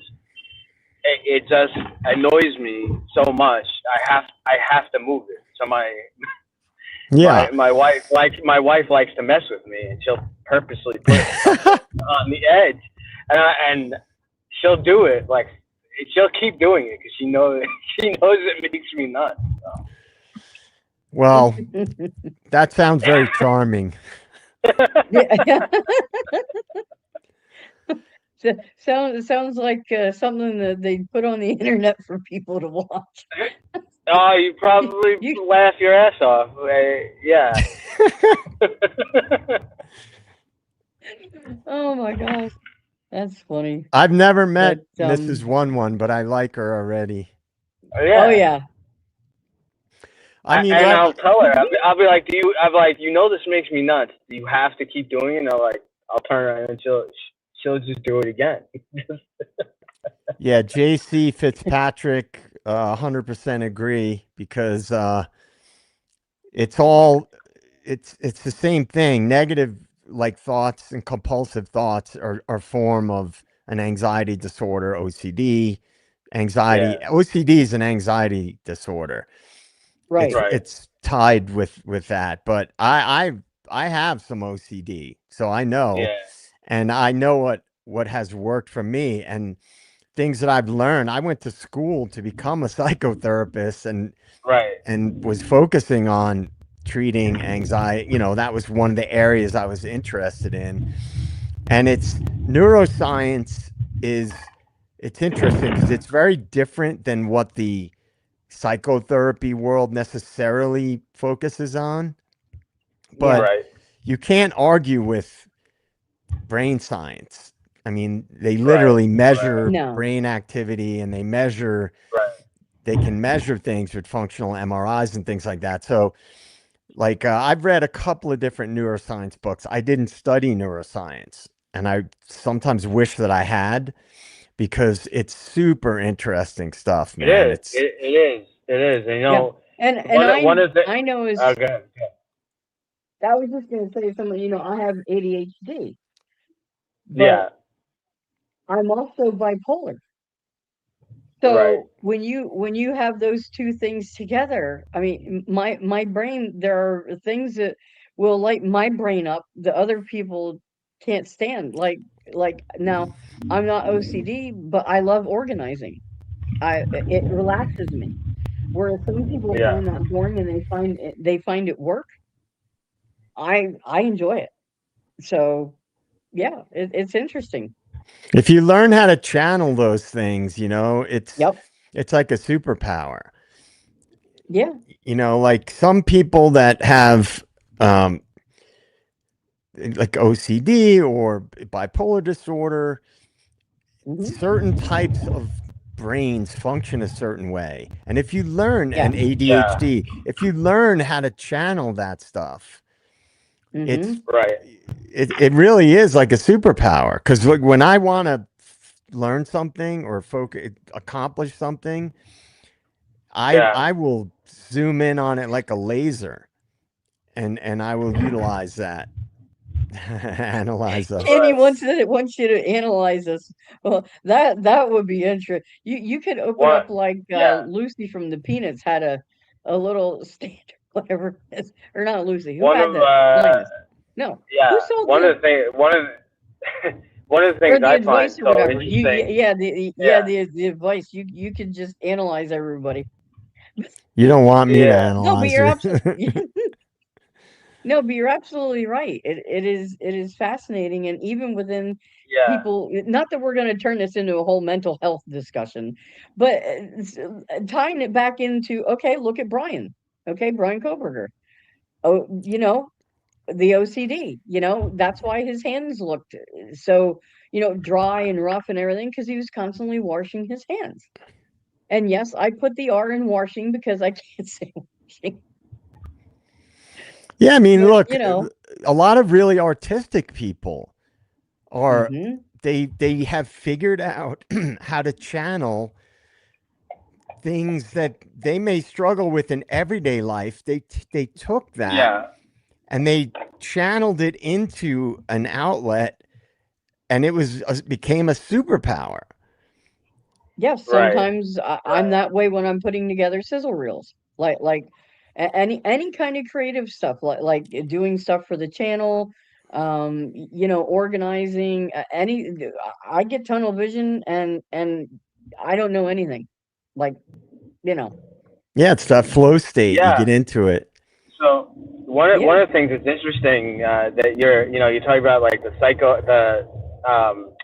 the actual measuring stuff in the brain, JJ, and all that. One of the things that I've always been fascinated with, and I know they're still learning things today with it, all has to do with memory, like mhm, how our brain, how we have all these like hidden, we have all these things that have happened to us in our life, and some of them, you know, for whatever reason, either if it's like some really big event that, and you kind of, your brain like turns it, like, it's interesting, like how some things you remember really well, and then other things, because it was like such a traumatic event, after time you don't really remember. You know, your brain kind of like, I guess like Yeah, in a protective way tries to turn it off. yeah, protects you. Can I Yeah. share with you a crazy thing about memory? Yeah. And Sure. it's really useful. I took a couple of different learning and memory classes in college, and anybody who studied psychology in the chat will know what I'm referring to here. It's called the encoding specificity principle. And that is when you take in like your memories, right? You take in information. You may only be aware of certain things in a situation, right? When you remember something, you might see it, or maybe you remember like hearing something or being at a concert or whatever. But your brain is taking things in through smell, through sight, through your hearing, through touch. Well, the encoding specificity principle it's amazing how well it works. I use it all the time. The more senses that you can engage when you're either recording information or trying to recall it, the better that you'll be able to store the information and recall it. So, for example, you're at a picnic, right? Somebody tells you big news, let's say. I'm just making up an example. Yeah. And then years later, someone's saying, "Oh, you remember that time where we found out about X, Y, or Z?" And you might remember it overall. You might remember it vaguely, but you don't remember the details. Well, if you remember, all right, the picnic blanket you were sitting on, the area, the park you might have been in, what the little playground to the right, what it sounded like, what kind of clothes were you wearing, what was the temperature, your brain will do this on its own. It will recall. It takes a little bit. It doesn't happen instantaneously. We'll recall that information way better. It's been tested many times. So now when I try to remember things, I visualize it, a number, let's say. That's a big one we all try to memorize. I visualize the number. I don't just say the number in my head. I say, 538 231. 538 231, but I picture 538 231 literally like it's in front of me, and I'm able to remember things way better. It's just the way your brain records things. Right. You have to engage as many of your senses as possible. Yeah. And, you're talking, that Angie Dodge case, the witness in that convicted Christopher, not convicted, but led to his conviction. She had lied on several occasions, but look at how many people are convicted just because a witness did not remember something correctly. Maybe they were trying to be as helpful as possible on the stand, but they remembered something. Yeah. Well, part of the problem, and yeah. I was just gonna say, part of the problem with that is also being misled by police, right? Right. So, like, you have a witness that is not doing anything nefarious, that is a legitimate witness that saw a crime or that's trying to help, but the police, yep, I'm talking about my own profession, yes.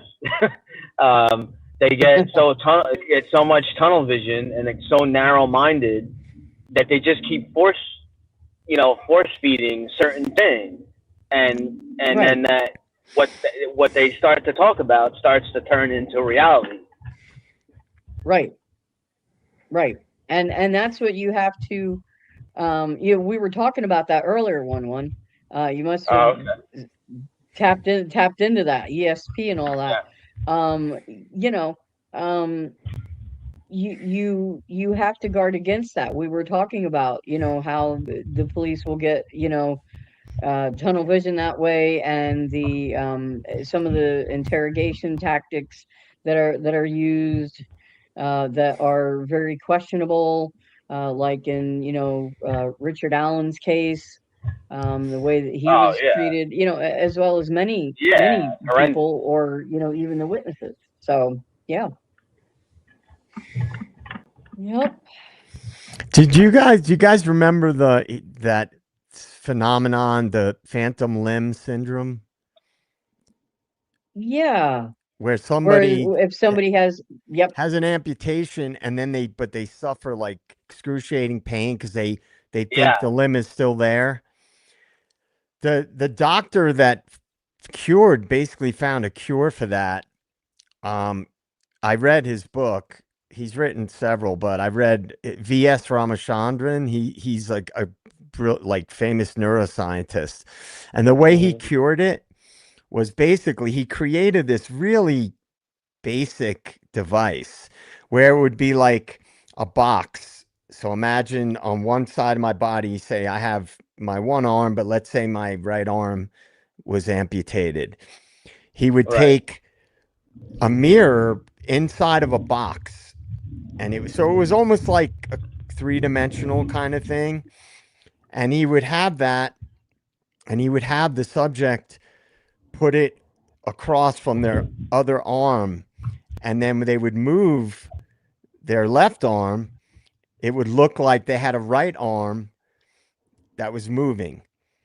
And if oh you wow, train, he would train the brain. It's a wow, it's called I'll think of it in 1 second. There's a phenomenon. It's called God. I'm drawing a blank right now. But so the brain would see the reflection of the other arm that would look in a mirror would like look like it was the right arm. visualization, And then what it would do is it would shut the circuit down in the brain that was going haywire because it felt like an arm was there, but it didn't see it. Your visual stimuli has a lot to do with what you yeah, feel and how your brain responds to things. And then right, he would train them to do that. So they move their left arm, and then it would look, their brain would see that, and it would make the phantom limb pain go away. So this that's guy amazing. using basic neuroscience wow, principles, but with a yeah, super low tech thing, he basically was able to effectively treat phantom limb syndrome. Wow, that's crazy. Wow, that's amazing. yeah. It's very I just interesting. wanted to shout out to Hangman's Joke. Became a member tonight, so thank you very much for that. Check out all the great behind the scenes content that's there in the members only section. So you've got a lot of stuff to catch up on. So and I saw Dinah Sykes. Looks like you've been a member for 10 months now. So awesome! Thank you so much for that. We appreciate it very very much. So, Hey, Robin, I'll be right well, back before we well, wrap I'm up. actually gonna get. Oh, you're gonna. Okay, I'll okay, be go ahead. right back. Okay. Oh, look at that! Hey, Hangman's Joke gifted a membership to uh, the den here, and looks like Lana LePate. Looks like she won a or received the membership from Hangman's Joke. So thank you very much for that. We appreciate it. Appreciate that very much. So, yeah. So, are you still in the Bronx? No, I'm on my way home. Finally, they I'm sorry. they. I'm on my way home right now. They released Oh, okay. They finally released. Okay. You know, the job that I was doing. It's kind of it's like a mobile. They call it a mobile field force. So if there's something else going on, sometimes they might redeploy us to another area. So Mm-hmm. of course, there's always protests going on in Manhattan, Yeah. and I guess Yeah. something was going on, some kind of anti-Israel protest or something, and I'm like, great. But no, Oh, we wow. actually they actually released us finally. Well, that's good. I'm glad you're able to go home and get some relaxation in. So, but Yeah, well, only a few hours. Only a few hours, and then I'm back here early in the morning. oh man, oh that stinks. So, well, But I I but I'll think be here. But I'll be here tomorrow night. you'll be here tomorrow night. And Yes, JJ, I know we and see Saturday. you tomorrow night, correct? Yep, I'll be here. Excellent. And Dago from True Crime Cafe should be here as well. So, and hopefully the boss man will have some footage and so forth maybe tomorrow night. We appreciate him trusting us to keep things going and keep his seat warm for him. So, if you guys aren't in our Discord, please join our Discord. He's been posting over in there little snippets of his day over there. So, if you guys get a chance, go on over and join our Discord, and you can check out all that. There is a specific thread over there for the CrimeCon 2026. So make sure you check that out, everyone, and lots of good stuff. So, but we will be back tomorrow night at 5 p.m. Pacific Standard Time, 8 p.m. Eastern. And, any parting thoughts from you, gentlemen? Well, I would say that I Uh, still think that case is going to settle before it gets to trial. So that's my parting thought for the Okay. night. All right. And you, yeah. 1-1? Yeah, it's interesting with all these like kind of concurrent lawsuits and cases and things going on, like, Yeah. what's going to be released to the public and what's not. And then I sent you some info, was it last night or earlier, that I had gotten? I guess it's something from MPD or whatever, that supposedly a whole bunch more documents and stuff are going to be coming out, but we will see. Yeah. Yeah. We will see. So, all right. Well, thank you so much, everyone, for coming out. It's been wonderful spending the evening with you as always. And we will be back again tomorrow night. And I hope you all have a fantastic night. Take care, guys. Good night, everybody. All right, guys.